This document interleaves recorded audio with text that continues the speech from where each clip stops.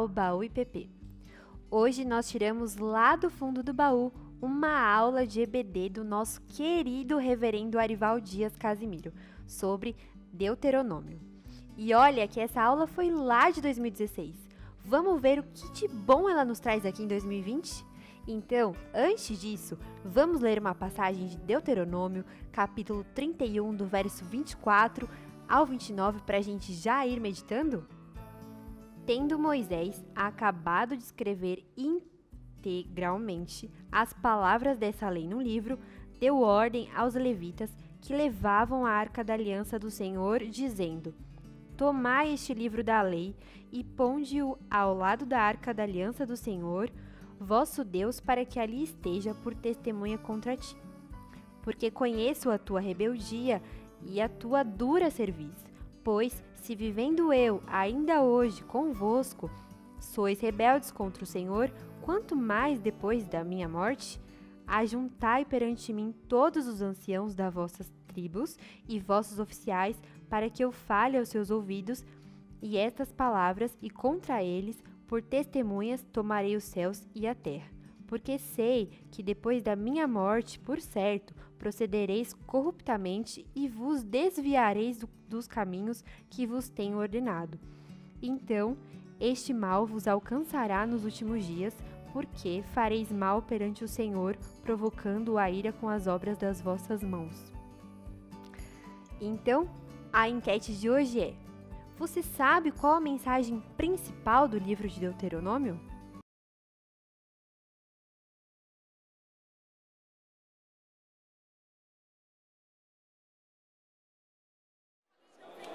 Irmãos queridos, nós vamos estudar de uma forma panorâmica nessa manhã o livro de Deuteronômio. Por favor, abra a sua Bíblia em Deuteronômio, capítulo 1.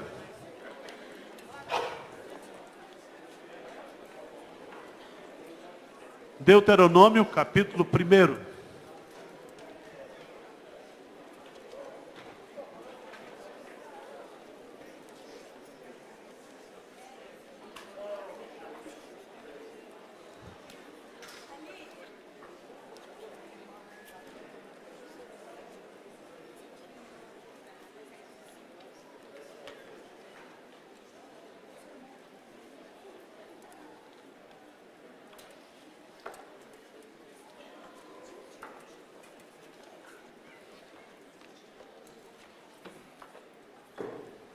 Livro de Deuteronômio. Alguém já leu ou estudou esse? Leu, acho que todo mundo já leu, mas estudou esse livro. Alguém já estudou? Graças a Deus. Vamos lá. Gênesis, criação e perdição. Êxodo, libertação. Libertação. Levítico, santificação. Números, serviço. Deuteronômio, obediência. A palavra-chave do livro de Deuteronômio é obediência. Então, quando você ler, quando você tiver algum contato com o livro de Deuteronômio, lembre sempre disso. Deuteronômio tem como tema principal obediência. Vamos ler o capítulo 1, versículo 1. Vamos ler juntos aí? Deuteronômio 1:1. Vamos lá? São estas as palavras que Moisés falou a todo Israel, da além do Jordão, no deserto, na Arabá, defronte do mar de Suf, entre Parã, Tofel, Labã, Azerote e Dizaabe. Pronto. Vocês entenderam aí? Entenderam nada, né? Traduzindo, Moisés está acampado com o povo nas campinas de Moabe. Ele vai agora entrar na terra prometida. Vai começar a conquista da terra prometida. A única terra que eles haviam conquistado era aquele pedaço da Transjordânia que foi dado para os criadores de gado. Mas agora eles vão entrar na terra prometida. E Moisés, então, num período de no máximo 40 dias, todo o conteúdo de Deuteronômio foi escrito em 40 dias. Foi nesse período. Ele faz uma recapitulação. Por isso que a palavra Deuteronômio significa segunda lei. No hebraico, a palavra Deuteronômio, ou o livro de Deuteronômio, não tem o nome de Deuteronômio. São estas as palavras. Elá had devarim. Estas são as palavras. Então essa primeira frase é o título do livro na Bíblia hebraica. Quando houve a tradução desse livro para o grego, a versão dos 70, foi colocado justamente esse nome de segunda lei. Vamos abrir a Bíblia, por favor. Eu queria que você lesse onde está registrado essa verdade. Veja, por favor, Deuteronômio capítulo 17. Deuteronômio capítulo 17.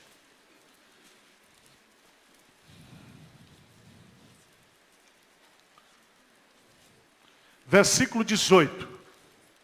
17, versículo 18. Vamos ler juntos aí? Também, quando se assentar no trono do seu reino, escreverá para si um traslado desta lei num livro, do que está diante dos levitas. Escreverá para si um traslado desta lei. Essa lei compreende aqui Gênesis, Êxodo, Levítico, Números e Deuteronômio. O traslado significa o quê? Uma cópia. E baseado nesse versículo é que o nome desse livro significa Deuteronômio. É uma recapitulação da lei. Por que Moisés faz isso? Você sabe que durante o livro de Números, a partir do capítulo 11, aquela geração ficou rodando quanto tempo no deserto? 40 anos. E essa geração que está com Moisés agora nas campinas de Moabe, não é a geração que saiu do Egito. A geração que saiu do Egito morreu no deserto. Ele está falando aqui para as novas gerações. Por isso que a lógica de Deuteronômio é essa. Ele vai então recapitular, repetir a lei para aquela nova o quê? Nova geração. Qual é o capítulo-chave para a gente entender o livro de Deuteronômio? Deuteronômio tem 34 capítulos. O capítulo-chave é o capítulo 5. Capítulo 5. O que tem lá no capítulo 5? A repetição dos 10 mandamentos. Então, pode grifar aí, capítulo-chave. Põe uma chave aí, para você entender. Você se lembra que a primeira versão das tábuas, você se lembra disso, né? A primeira versão das tábuas da lei, Moisés fez o quê? Quebrou. Mas Deus depois deu uma cópia das tábuas da lei. E essa segunda cópia estava dentro da Arca da Aliança. Você se lembra disso? Então Moisés vai repetir para essa nova geração aquilo que Deus havia dado lá no Sinai. Porque as gerações passam, os homens passam, mas a palavra de Deus permanece para sempre. O que é verdade absoluta lá no contexto do Antigo Testamento, é verdade absoluta hoje. Passarão os céus e a terra, mas a palavra de Deus permanece para sempre. Qual é o versículo-chave? Se o capítulo-chave é o capítulo 5, qual é o versículo-chave? E aí existem duas opções. Vamos lá para Deuteronômio capítulo 10. Deuteronômio capítulo 10, versos 12 e 13. Grifa esse versículo, porque é um versículo muito bonito. E esse versículo resume o propósito, porque Moisés está repetindo a lei. Vamos ler juntos aí? Agora, pois, ó Israel, que é que o Senhor requer? Não é que temas o Senhor teu Deus e ande em todos os seus caminhos e ames e o sirvas ao Senhor teu Deus de todo o teu coração e de toda a tua alma, para guardares os mandamentos do Senhor e os seus estatutos que hoje te ordeno para o teu bem? Presta atenção, se você tiver com lápis aí, com a caneta, o que é que Deus requer de ti? Primeiro, temas o Senhor. Andes em todos os teus caminhos. E o ames. Veja aí.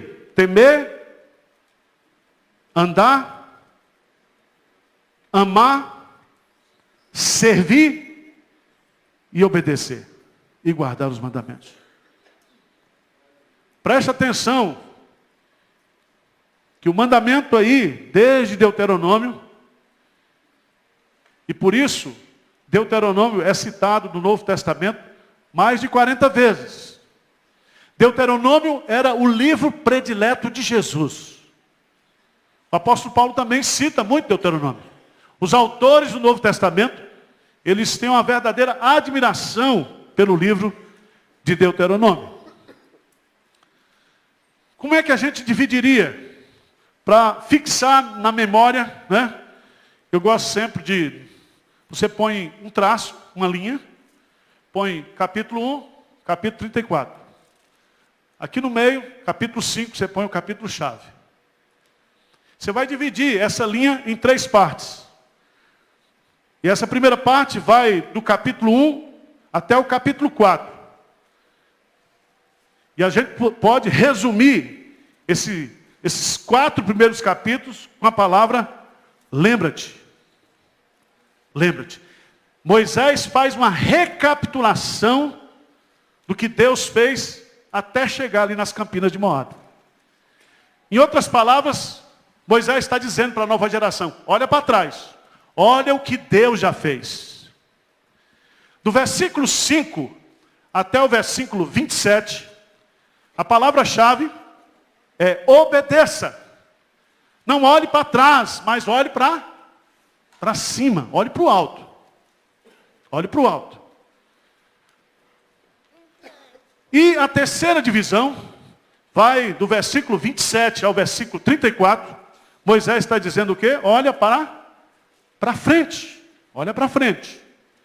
E a palavra-chave aí é a palavra escolha o que vocês querem daqui para diante. O livro de Deuteronômio nos ensina uma verdade muito simples e prática para a vida cristã. É que você é responsável pelas decisões espirituais que você toma. Não adianta você terceirizar, não adianta você colocar a culpa nos outros. Deus é bastante claro. Eis que ponho diante de vocês o bem e o mal, a vida e a morte. Escolhei hoje o que vocês querem fazer. A escolha é de vocês. O que vocês querem daqui para diante? Há muitas informações sobre esse livro maravilhoso, mas veja que Moisés, ele foi o autor, né? Veja, no capítulo 1, versículo 1, diz, são estas as palavras que Moisés falou a todo o Israel. Depois, no versículo 5, diz assim, além do Jordão, na terra de Moabe, encarregou-se Moisés de explicar esta lei, o quê? Dizendo. Esse livro de Deuteronômio, ele é um livro de oratória. Ele tem, segundo a divisão da língua hebraica, 3 discursos principais. 3 discursos. O primeiro discurso vai do capítulo 1 até o capítulo 4, versículo 43. O segundo discurso vai do capítulo 4, 44 até o 26. O terceiro discurso vai do capítulo 27 ao capítulo 30. Nessa Bíblia, nessa versão que nós temos em português, Foi colocado aí que o capítulo 29 e 30 é um quarto discurso de Moisés. Mas isso não encontra base nos originais.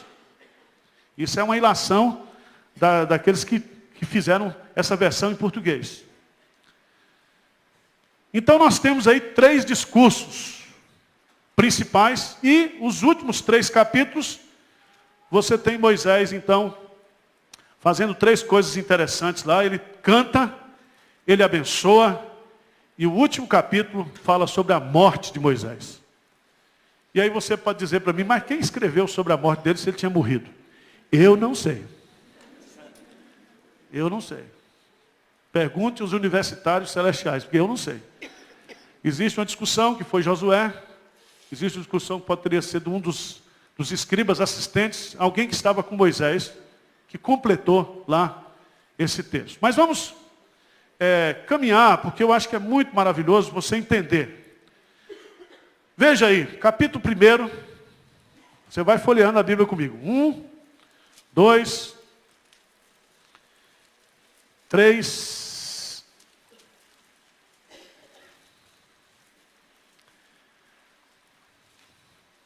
Veja que Moisés faz uma recapitulação. É como se ele pegasse aqui e fizesse uma recapitulação do Sinai até agora onde eles estão, as campinas de Moabe. Ele pega alguns fatos históricos, ele é seletivo, porque todo historiador é seletivo. Mas ele passa para essas novas gerações aqueles fatos que são importantes. Se você observar bem aí, ele vai colocar principalmente a questão dos 12 espias, no capítulo 1, o castigo de Deus, depois vem as jornadas, a travessia, as vitórias. E no capítulo 4, final do capítulo 3, ele fala da oração que ele faz para entrar em Canaã, que está registrado em Número, capítulo 27. E no capítulo 4, ele exorta o povo que a obediência. Obediência. Uma das coisas muito bonitas para você estudar em Deuteronômio, o John MacArthur coloca isso, é você estudar os atributos de Deus. Porque a ideia que Moisés passa nos seus discursos é que Deus, ele é o rei da terra, o rei do mundo. E o seu povo são os seus sacerdotes, os seus súditos. Veja que coisa interessante, no versículo 4 do capítulo 4. 4:4, o que é que diz aí?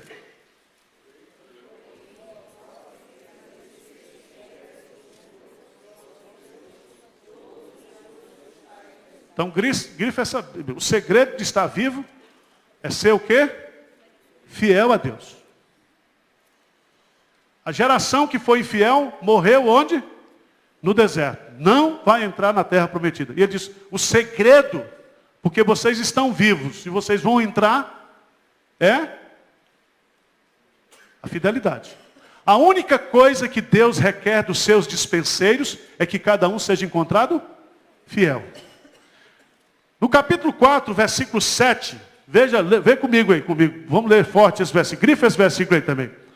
Pois que grande nação há que tenha deuses tão chegados a si, como o Senhor nosso Deus, todas as vezes que o... Sabe o que Deus está dizendo aqui?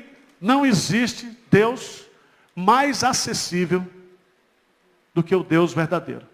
Todas as vezes que você o invocar, você o quê? O achará. O achará. Isso é um conceito inédito no contexto, porque o Deus que é transcendente, ele também é imanente. Ele é o Deus que está nos céus, mas o Deus que está conosco todos os dias. Vamos caminhando.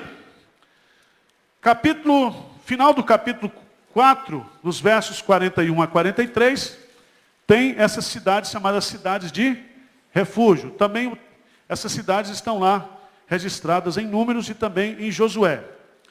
Eram cidades que davam proteção para todo aquele homicida que, ao cometer um crime, ele tentava fugir do vingador, do Goel. E essas cidades foram estrategicamente colocadas por Deus para que o homicida fugisse para aquela cidade.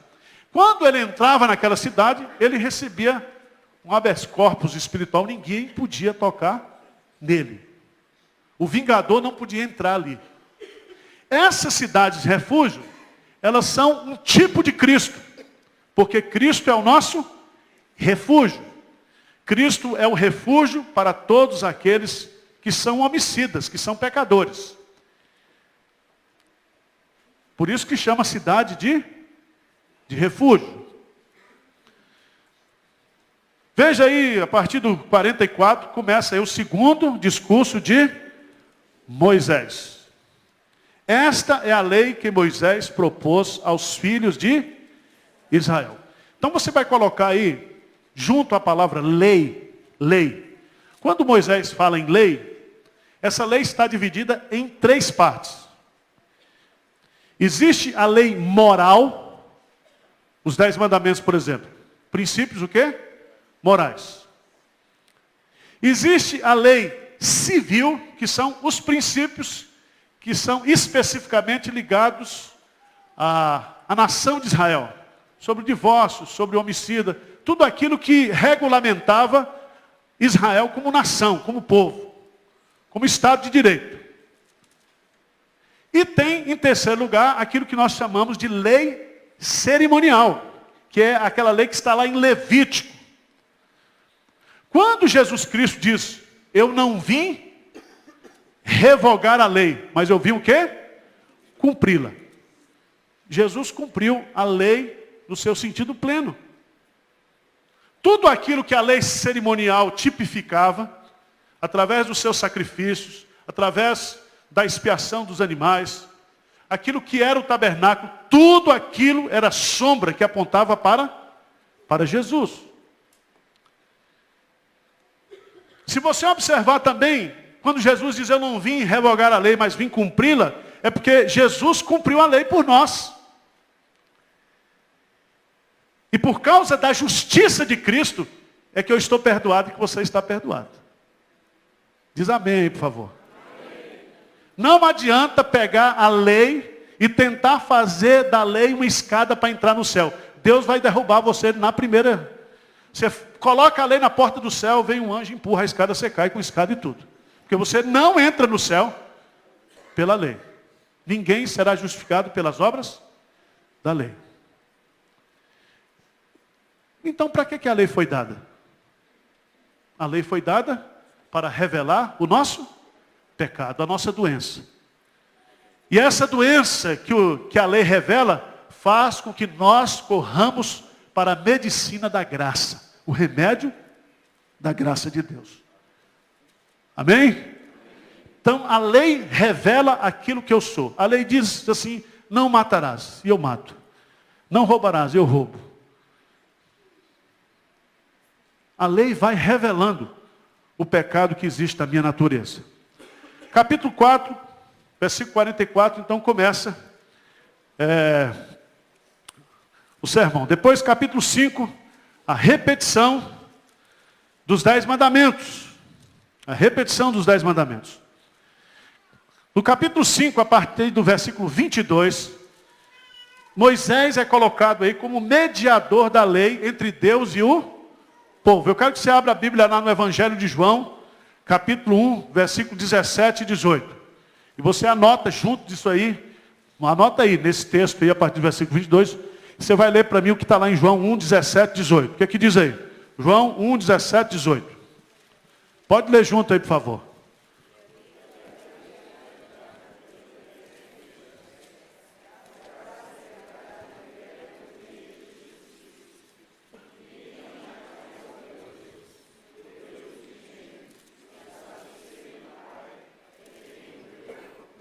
Preste atenção. A lei foi dada por intermédio de... Mas a graça e a verdade por meio de de Jesus. Aí ele vai dizer que ninguém jamais poderia conhecer a Deus pessoalmente se Jesus Cristo não tivesse o quê? Se encarnado. Ele é a revelação plena de Deus. Jesus diz, quem me vê a mim, vê ao Pai. Eu e o Pai somos um. Significa que Jesus, ele é a plenitude da revelação. Se Jesus se revelou aos pais de muitas vezes, de muitas maneiras, agora ele se revela pessoalmente em Cristo Jesus. E aí qual é o objetivo da Escritura? É que ao estudarmos as Escrituras, nós possamos conhecer a Jesus. E conhecendo a Jesus, nós possamos ter o quê? A vida eterna. A vida eterna. Nós só podemos conhecer a Deus do ponto de vista relacional, nós só podemos ter comunhão pessoal com Deus por meio de Jesus. Capítulo 5, capítulo 6, esse é um capítulo clássico para o judaísmo. O judaísmo. Estes, pois, são os mandamentos, os estatutos e os juízos que mandou o Senhor teu Deus se te ensinasse. Para você conhecer e discutir, não. Para que os cumprisse na terra, a que passes para que temas ao Senhor teu Deus e guarde todos os seus estatutos e mandamentos que hoje te ordeno. Tu e teu filho e o filho de teu filho, todos os dias da tua vida. E que os teus dias sejam prolongados. Ouve, pois, ó Israel, atenta em os cumprires, para que bem te suceda. E muito te multipliques na terra que emana leite e mel, como te disse o Senhor, Deus de teus pais. Vamos lá, o Shema aí, o versículo 4, o que diz? Ouve, Israel, o Senhor nosso Deus é o único Senhor. Isso aqui fala da unidade de Deus.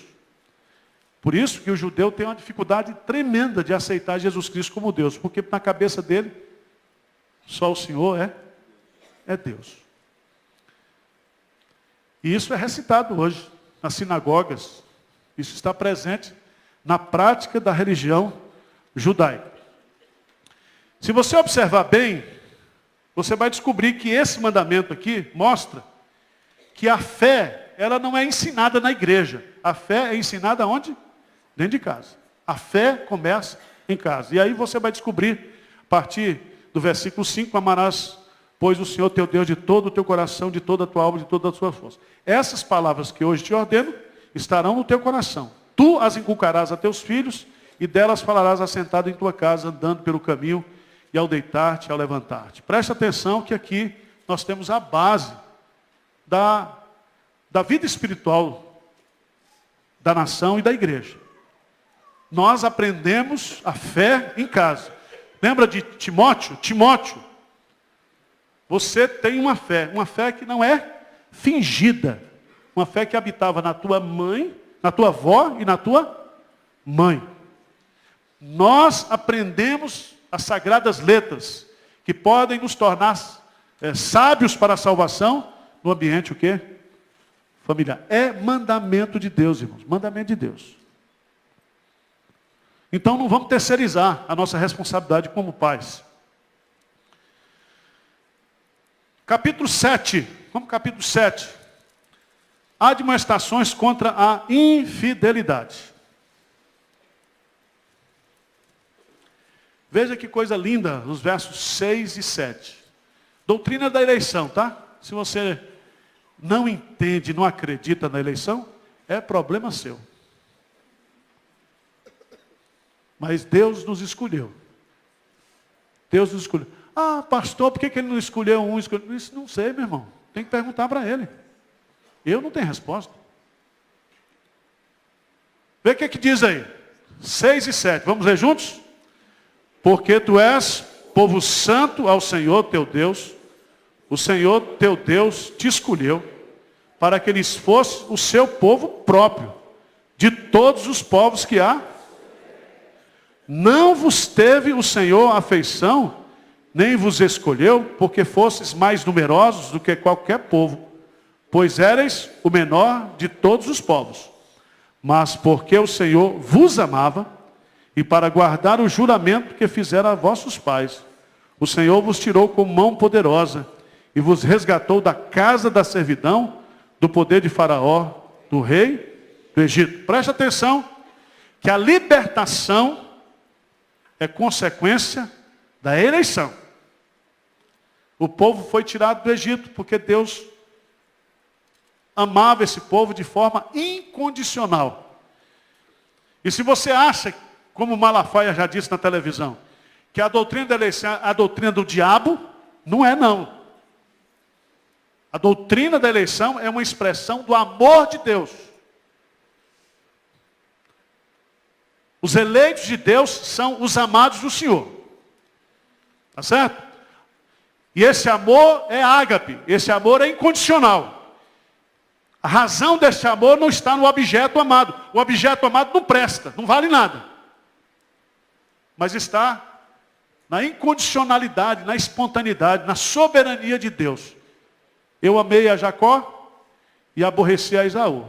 Deus que disse isso. Vamos caminhando. 7:9 é o versículo das mães da aliança, tá certo? Muito bonito esse texto. Capítulo 8, irmãos, esse capítulo é maravilhoso. Qual é a mensagem desse capítulo 8? Não te esqueças. Não te esqueças. Não te esqueças. Capítulo 8 é uma exortação a ter em memória os benefícios do Senhor. Veja que coisa linda. Esse texto é citado por Jesus na tentação. Quando o diabo diz assim, você está com fome? Mande que essas pedras se transformem em pães. O que Jesus respondeu? Nem só de pão viverá o homem, mas de tudo aquilo que procede da boca do Senhor. Veja no capítulo 8, cuidareis de cumprir todos os mandamentos que hoje vos ordeno, para que vivais e vos multipliqueis, e entreis, e possuais a terra que o Senhor prometeu sob juramento a vossos pais. Recordar-te-ás de todo o caminho pelo qual o Senhor teu Deus te guiou no deserto esses 40 anos. Para quê? Para te humilhar? Para te provar? Para saber o que estava no teu coração, se guardarias ou não os seus mandamentos. Ele te humilhou, te deixou ter fome, te sustentou com maná que tu não conhecias, nem teus pais o conheciam, para te dar a entender que não só de pão viverá o homem, mas de tudo que procede da boca do Senhor viverá o homem. Nunca envelheceu a tua veste sobre ti, nem se inchou o teu pé nestes 40 anos. Então os ortopedistas estavam desempregados e os caras que vendiam roupa também não venderam absolutamente nada. Está tudo desempregado, né? Nem inchou o pé, nem a veste o quê? Ruiu. Agora veja, que ele vai dizer aí no versículo 11. Guarda-te, não te esqueças do Senhor teu Deus. Versículo 14. Não se eleve o teu coração e te esqueças do Senhor teu Deus que te tirou da terra do Egito, da casa da servidão. Versículo 17, não digas, pois, no teu coração, a minha força e o poder do meu braço me adquiriram essas riquezas. Antes te lembrarás do Senhor, versículo 18, teu Deus, porque Ele é que te dá força para adquirir as riquezas, para confirmar a sua aliança que sob juramento prometeu a teus pais, como hoje se vê. Leia comigo, versículo 19, grifa esse versículo aí, vamos lá? Se te esqueceres do Senhor teu Deus, e andares após outros deuses, e os servires, e os adorares, protesto hoje contra vós outros, que perecereis. Presta atenção, que Deus vai dar a terra prometida para o povo de Israel, mas essa terra prometida é um juízo de Deus sobre os cananeus. E Israel vai ser instrumento nas mãos de Deus para punir os cananeus, os povos lá, os jebuseus, os cananeus, os fariseus, aqui tudo que é Zeus lá, tudo vai cair debaixo do juízo de Deus. E ele diz, se vocês se esquecerem de mim, começarem a adorar outras coisas, vocês estão perdidos, vocês irão perecer. Capítulo 9, Moisés lembra aos israelitas o socorro divino. Muito bonito esse capítulo. Capítulo 10, fala da segunda, as tábuas da lei. Capítulo 10, da vocação da tribo de Levi. tribo de Levi.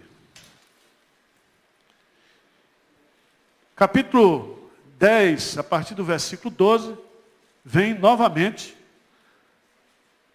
exortação à obediência. Grife, por favor, o versículo 21. 21. Grife o versículo 21. Vamos ler juntos esse versículo 21? O que diz aí? Ele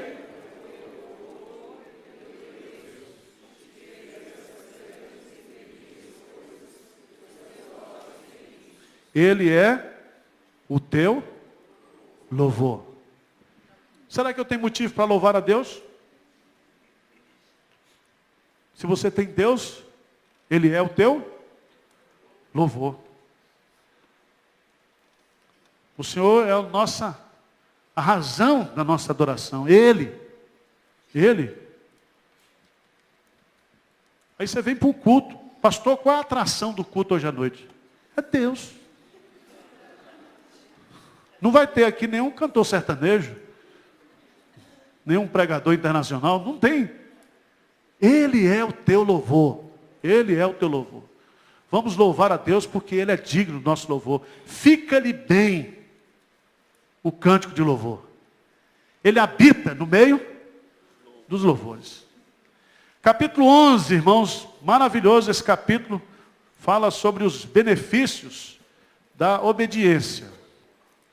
A obediência. E é maravilhoso, vou passar rapidamente aqui. Versículo 26 do capítulo 11.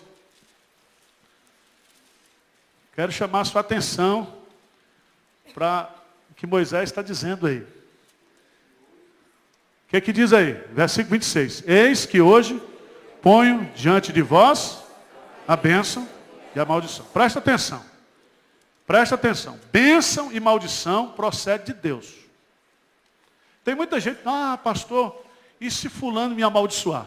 Não pega em você. Se você for para Gênesis capítulo 3, quem foi que amaldiçoou a terra? Quem foi que amaldiçoou a serpente? Quem foi? Foi Deus. Então, toda bênção e toda maldição procede o quê? De Deus. Pastor, mas a minha vizinha é macumbeira, deixa ela bater o tambor, deixa ela fazer o que quiser, voodoo. Não pega. Não pega. Você está com o corpo fechadíssimo. Certo? Se a cabeleireira quer tomar seu marido, e vai para uma mãe de santo, dessa aí, diz, vou tomar o marido em 7 dias, fica tranquilo. Porque não existe força espiritual. E aí tem uns crentes também que leram aquele livro do Linhares lá, né? Tal de Linhares aí. Que fala sobre maldição, o quê? Hereditária.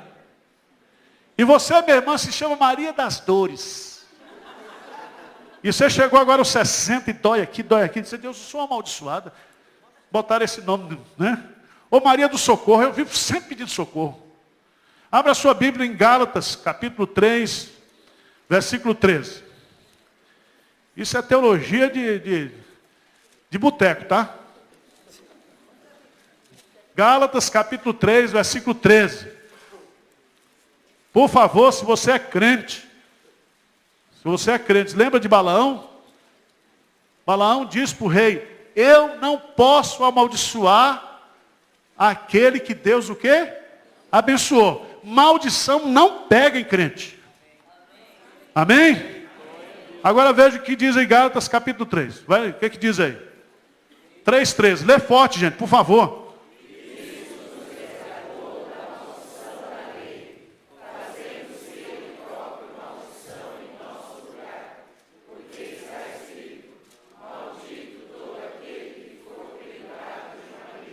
Esse texto está em Deuteronômio.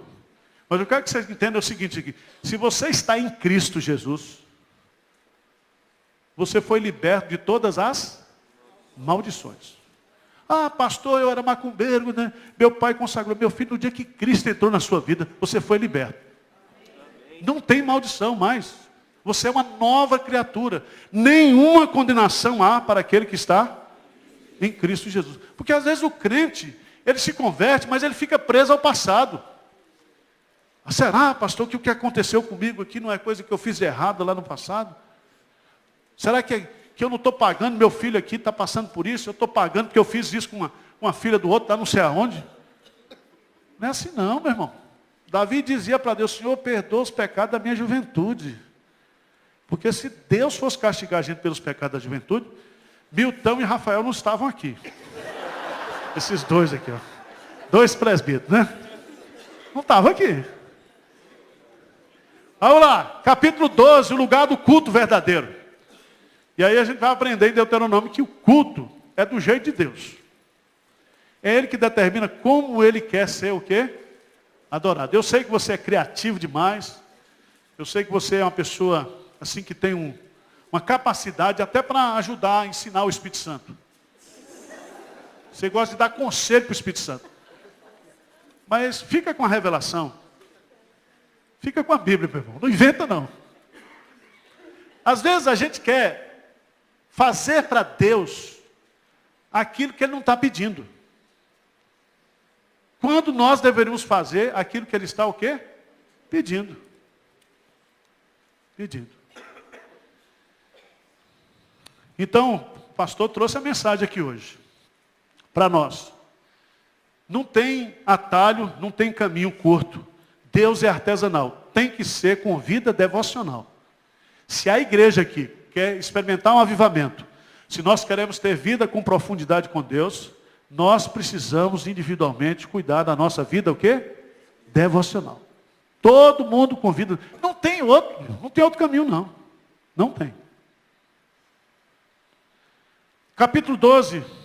E aí, do 12 ao 15 são várias ordenanças. Eu não vou gastar tempo com isso. 12 a 15, vai passando aí, são...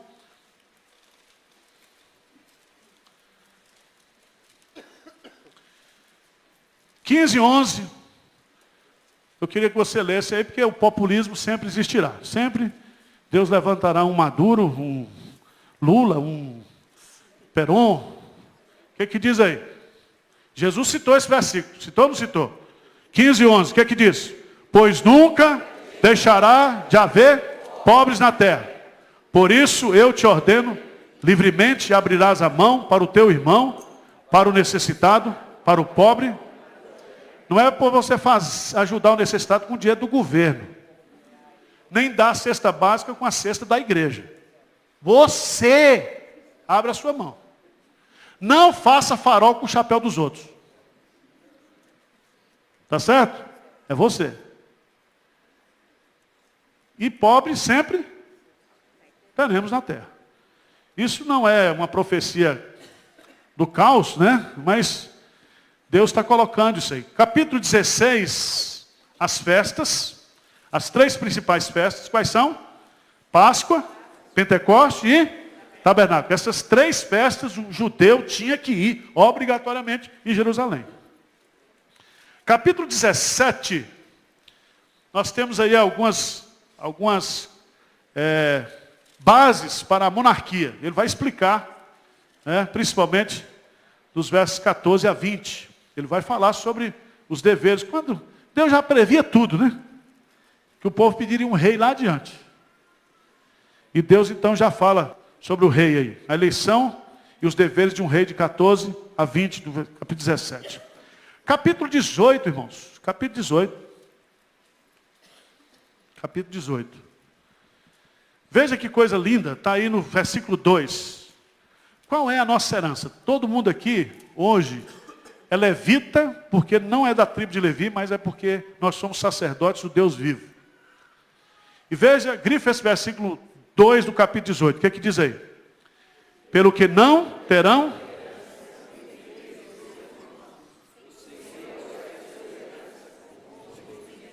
Preste atenção, qual é a herança do povo de Deus aqui na terra? Hein? É Deus. Porque é a única coisa que você vai levar daqui. O resto vai ficar aqui. A tribo de Levi não ganhou herança. A herança era o próprio Deus. Era o Deus que cuidava, que sustentava, que protegia. Mas veja, aqui Deus pega pesado. Por isso que nós não podemos ter um espiritismo cristão. Nós não podemos entender Jesus Cristo dentro de Allan Kardec, meu irmão. Pelo amor de Deus. Se você faz isso, não é o que a Bíblia diz. Você me desculpa, não quero lhe ofender, não. É o que a Bíblia diz. Veja aí no versículo 10, 9, 10 e diante. Quando entrares na terra que o Senhor teu Deus, 18, 9 em diante, te der, não aprenderás a fazer conforme as abominações daqueles povos. Não se achará entre ti quem faça passar pelo fogo seu filho ou a sua filha. Nem adivinhador, nem prognosticador, nem agoureiro, nem feiticeiro, nem encantador, nem necromante, nem mágico, nem quem consulte os mortos. Pois todo aquele que faz tal coisa é abominação ao Senhor. E por essas abominações o Senhor teu Deus os lança de diante de ti. Grifa o versículo 13, perfeito serás para com o Senhor teu Deus. Nem horóscopo. Qual é o seu signo? Eu sou sagitariano, signo forte. Né? Mas é engraçado que você lê o signo é a mesma coisa. Né? Só mudando, é um negócio fantástico. Já tem achar uma constelação, vai ter uma confusão danada. Vamos ver o que vai dar. Meus irmãos, veja no versículo 15, Jesus é o profeta citado. Não vai dar para a gente, mas você pode colocar aí, 18, 15, o Senhor teu Deus te suscitará um profeta do meio de ti, de teus irmãos, semelhante a mim, a ele o quê? Ouvirás. Esse profeta aqui quem é? Jesus. Jesus. Jesus. Põe aí Atos, capítulo 3, 22 e 23. Vamos lá. Capítulo 19, as cidades de refúgio. Capítulo 20, sobre as guerras.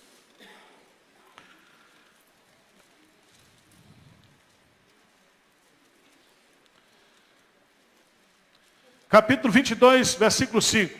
O versículo da mulher não usar calça comprida. Vamos ver. 22, 5. Então, o pastor pentecostal leu esse versículo e diz, agora a mulher não pode vestir calça comprida. Vamos ver o que diz o texto lá. 22, 5. O que diz? A mulher não usará roupa de homem, nem o homem veste peculiar à mulher. Porque qualquer que faça tais coisas é abominável ao Senhor, teu Deus. Aí teve os irmãos, aquele Miranda da vida e outros aí, disseram o seguinte, está vendo aqui, mulher não pode vestir o quê? Calça comprida, porque calça comprida é roupa de homem. Mas é isso que está aí. Moisés, quando escreveu, estava pensando em calça comprida? Não. Mas qual é o princípio que ele está ensinando aí? Ele diz o seguinte, homem se veste como homem e mulher se veste como... Se você botar uma roupinha aí e começar a colocar em dúvida a sua sexualidade, Deus não quer não, meu irmão. Começar a botar brinquinho, não sei o quê, feitar, alisar, fazer permanente, puxar, para com isso. E você, mulher, se começar a ir para a academia, começar a falar grosso, começar a usar uns coturnos, não dá certo. Mulher é mulher, homem é homem. Deus abomina esse negócio de unissex. Está aí o texto, é abominação, abominável. Homem se veste como homem, mulher se veste como mulher. Vamos adiante.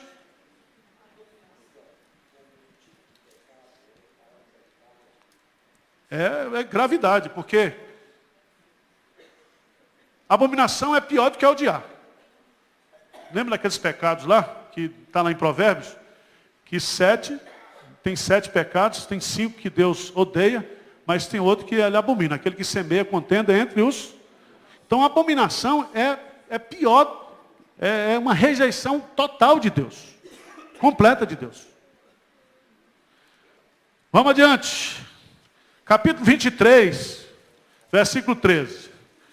Deus colocou as ordens no raiz e às vezes você fica pensando, veja aí, é o costume do gato. 23, 13, o que diz aí? Dentre as tuas armas terás um porrete, e quando te abaixares fora, cavarás com ele, e volvendo te cobrirás, o quê? Defecaste. Preste atenção, gente. Vara privada, de descarga, lave as mãos. Deus estava com o povo no deserto. Já pensou o exército fazendo cocô em todo o arraial? Deus disse: não, você vai cuidar da limpeza do arraial. Tem uma lei lá no Rio contra fazer xixi público, não é isso? Deus já pensava nisso, olha gente, sabia que o povo é mais educado. Então ele já põe uma lei aqui. Lei de Deus. Lei de sanitariedade. Tá certo? Capítulo 23, 21. Quando fizeres algum voto ao Senhor teu Deus, não tardarás em cumpri-lo, porque o Senhor teu Deus certamente o requererás de ti, e em ti haverá o pecado. Então toma cuidado. O que você promete, você deve fazer. Versículo 14 do capítulo 24. Você que gosta de não pagar a faxineira. A faxineira vai lá na sua casa, faz a faxina. Você dá uma... Você não gosta de pagar a faxineira. Cuidado, viu? O que diz aí? Oprimirás o jornaleiro pobre e necessitado, seja ele teu irmão ou estrangeiro, que está na tua terra e na tua cidade. No seu dia, lhes darás o quê? O seu salário antes do pôr do sol, porquanto é pobre. E disso depende a sua vida. Para que não clame contra ti ao Senhor, e haja em ti o quê? Pecado. Pecado. Outro dia eu vi lá no prédio uma irmã que é muito crente, mas que as empregadas falam, ela mal, diz, não, faz o serviço e não paga. Isso é um péssimo testemunho. Tá certo, irmãos? A Bíblia faz tudo certinho, irmão. Deus está ligado em você. Você fique certo disso. Vem aí acerca do divórcio, a pena dos açoites. Vamos lá para o capítulo 27, 28, terceiro discurso de Moisés. Aí você tem o quê? Bênção e maldição. Bênção está relacionado com obediência. Maldição está relacionado com desobediência. Qual é a fonte da bênção e da maldição? Deus. Deus. E essas promessas de Deus aqui, o pessoal da teologia da prosperidade se apropriou disso, né? E eles se acham donos desse texto. Mas esse texto aqui, irmãos, se aplica, num primeiro momento, para a nação de Israel. Tá certo? Porque nós temos casos no Novo Testamento de pessoas que foram obedientes, como Paulo, e passou o quê? Muitos sofrimentos, muitas lutas. Então, prosperidade material não é sinal de piedade. Pode ser, mas pode também o quê? Não ser. Todos aqueles que querem viver piedosamente em Cristo Jesus sofrerão o quê? Perseguições. João Batista, eu nunca vi um pastor da prosperidade fazer um sermão sobre João Batista. Vocês já viram? João Batista não falava línguas. João Batista não... ele não curou ninguém. João Batista, ele foi o precursor. E Jesus disse que dos nascidos de mulher, nenhum foi maior do que ele. Como é que ele morre? A pedido de uma prostituta, porque ele denunciou o pecado do rei. Você já pensou num negócio desse? A Bíblia diz que muitos, por causa da sua fé, foram o quê? Cerrados ao meio. O profeta Isaías, provavelmente foi. E nós temos muitos irmãos nossos que estão hoje, 200 milhões de cristãos na igreja perseguida, passando todo tipo de sofrimento e de perseguição. E esse pessoal é crente, é de Deus, é abençoado por Deus. Mas vamos adiante. Capítulo 29 em diante, está na sua Bíblia o quarto discurso, mas segundo os comentaristas, isso aqui seria uma continuação, seria as considerações finais de Moisés. Eu queria que você observasse aí,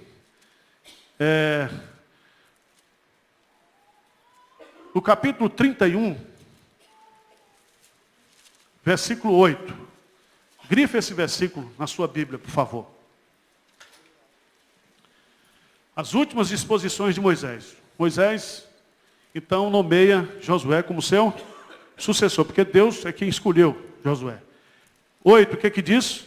O Senhor é quem vai, Ele será contigo, não te deixará, nem, não temas, nem. Irmãos, quando Deus manda a gente para uma missão, Ele não somente vai conosco, Ele vai o quê? Adiante de nós. Ele vai adiante de nós. Ele sabe tudo que vai acontecer. Então guarda aí seu coração. Veja no versículo 9 que Moisés então instrui o povo. Esta lei escreveu a Moisés e a deu aos sacerdotes filhos de Levi, que levava a arca da aliança do Senhor. Ordenou-lhes Moisés, dizendo, ao fim de cada 7 anos, precisamente no ano da remissão, na festa do tabernáculo, quando todo Israel vier a comparecer perante o Senhor teu Deus, no lugar em que este escolher, lerás esta lei diante de todo o Israel. Lembra que naquele tempo não tinha computador, né? Não tinha texto impresso, não tinha absolutamente nada. A lei ficava mais de 7 em 7 anos. No ano da remissão, era feito o quê? A leitura completa da Torá, da lei. E hoje, irmãos, a gente tem a lei em casa. A gente tem a lei no celular. A gente tem a palavra de Deus para a gente ouvir. E a gente não ouve. E a gente não medita. O que eu acho bonito na vida de Moisés? É muito importante, irmãos, a gente começar bem na vida cristã, mas melhor do que começar bem é a gente o quê? Terminar bem. Moisés viveu 40 anos no Egito, viveu 40 anos em Midian com seu sogro, e viveu 40 anos com o povo de Deus no deserto. Moisés estava aqui com 120 anos. E antes de morrer, a primeira coisa que ele faz, o que é? Cantar. Então Moisés pronunciou 31:30. Integralmente as palavras deste cântico aos ouvidos de toda a congregação de Israel. Você vai ler em casa hoje à tarde esse cântico. A coisa mais linda do mundo. Esse cântico é maravilhoso. E há tantos versículos que são maravilhosos aqui. Eu queria destacar o versículo 36 do capítulo 32. Porque o Senhor fará justiça ao seu povo e se compadecerá dos seus servos, quando vir que o seu poder, o quê? Se foi. Quando nós chegamos ao nosso limite, Deus começa o quê? A agir. No limite do homem, Deus age. Temos outros textos maravilhosos aí. E 32:44, veio Moisés e falou todas as palavras desse cântico aos ouvidos do povo. Ele e Josué, filho de Nun. E lê comigo, versos 46 e 47. Grife na sua Bíblia. Disse-lhes, aplicai o coração a todas as palavras que hoje testifico entre vós, para que ordeneis a vossos filhos que cuidem de cumprir todas as palavras dessa lei. Porque esta palavra não é para vós outros coisa vã, antes é a vossa vida. E por essa mesma palavra prolongareis os dias da terra, a qual passando o Jordão ides para possuir. Coisa bonita. A bênção de Moisés, capítulo 33, ele fez como Jacó, ele foi abençoando tribo por tribo. E o último capítulo, 34, a morte de Moisés. E eu fico com a pena de Moisés.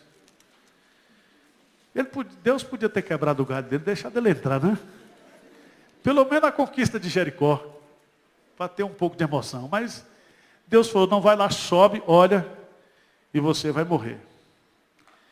E é muito interessante, versículo 7, tinha Moisés a idade de 120 anos, quando morreu, não se lhe escureceram os olhos, nem se lhe abateu o quê? O seu vigor. Os filhos de Israel plantearam Moisés por 30 dias nas campinas de Moabe. Então se cumpriram os dias de pranto do luto de Moisés. Agora, versículo 10. Nunca mais se levantou em Israel profeta algum como Moisés, com quem o Senhor houvesse tratado o quê? Face a face. Face a face. Não é Facebook não, tá? Como diz o pastor, face to face, né? Face a face. Você já pensou que privilégio? Que privilégio. Nunca mais se levantou.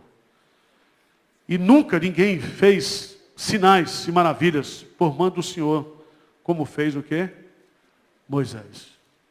Hoje você tem uns pastores aqui na igreja evangélica hoje, contemporânea, um Zé Mané, que ele acha que ele é mais do que Jesus. Ele é profeta, ele é apóstolo, ele é isso. E a Bíblia fala que a soberba precede o quê? A ruína. A ruína. Irmãos, Deuteronômio é o livro da obediência.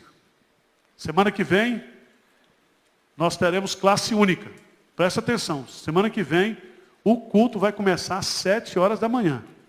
7 horas, culto da ressurreição. A gente ia começar às 5. Porque foi a hora que as mulheres foram lá ao sepulcro. Mas, como nós estamos mais contemporâneos, né, mais pós-modernos, vai começar às 7. Depois do culto, nós teremos o quê? Um café da manhã. E depois uma classe única aqui com o pastor Hernandes. Tá certo? 10h30 nós estaremos, se Deus quiser, encerrando. Tá bom? Doutrina da eleição. Eu vou lhe dar um livro do Sproul, R.C. Sproul, chamado A Eleição Divina. Você vai ficar encantada com esse livro. R.C. Sproul. Fala com a Neide, lá embaixo, que ela providencia para você. Eleição divina. Rejane, faz uma oração por nós aí. Senhor Deus, muito obrigada por esse dia, Senhor. Obrigada porque estivemos na sua casa, que aprendemos mais de Ti, Senhor. Obrigada por tudo que o Senhor nos ensinou, toda a lei que o Senhor deixou para nós. E obrigada principalmente, Pai, porque o Senhor mandou Jesus Cristo para nos salvar, Senhor. Perdoe todos os nossos pecados e ajuda-nos a não cairmos em tentação. Em nome de Jesus, amém. E aí, gostou da aula? Foi edificado? Aprendeu bastante sobre o propósito de Deus para o seu povo na perspectiva do livro de Deuteronômio? Então, comente aqui o que você achou e nós voltamos com mais Baú IPP amanhã. Tchau!